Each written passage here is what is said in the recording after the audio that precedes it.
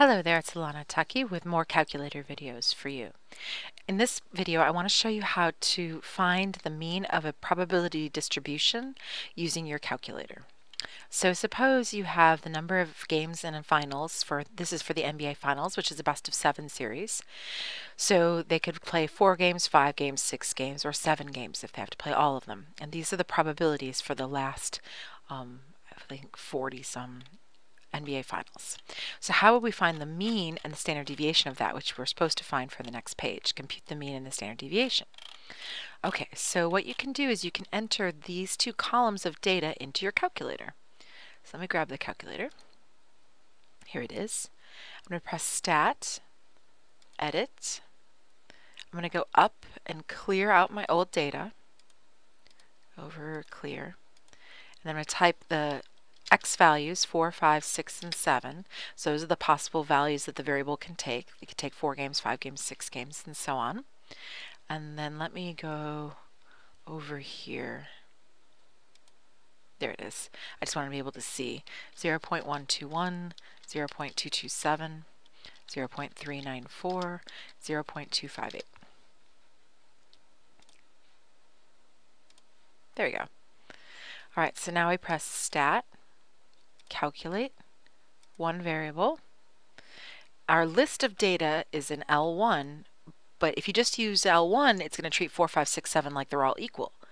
But that's not really the case, right? Some were more common than others. For example, it was really common to take 6 games, but not very common to take 4 games. Okay, so what I need to do is put in my frequency list, which is L2. Those are the probabilities for each of those particular categories. I go down to Calculate, and there it is. There's the mean right there, 5.789. And then the standard deviation is really interesting. So if you notice, it only gives you S, it doesn't give you sigma. And the reason for that is, let me remind you of Chapter 3 for a second here. So back in Chapter 3, we learned sorry, this is going to give us all heart attacks standing here trying to look at this. We learned the definition of standard deviation right here.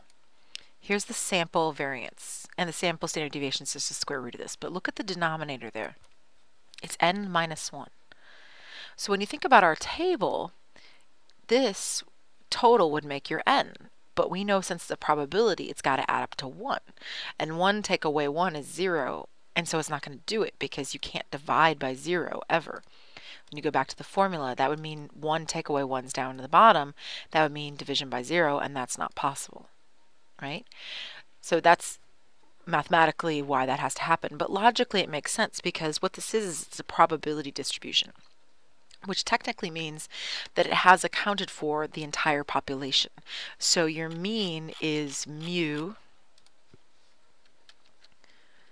which is, what was it, 5.789.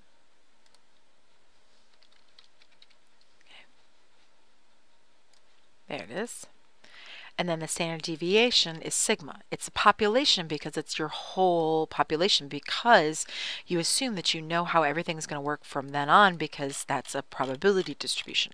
Probability implies that it's all future events are going to work like these past ones, which of course is probably not the case, but that's the point. You're using a probability distribution to hypothetically work this out.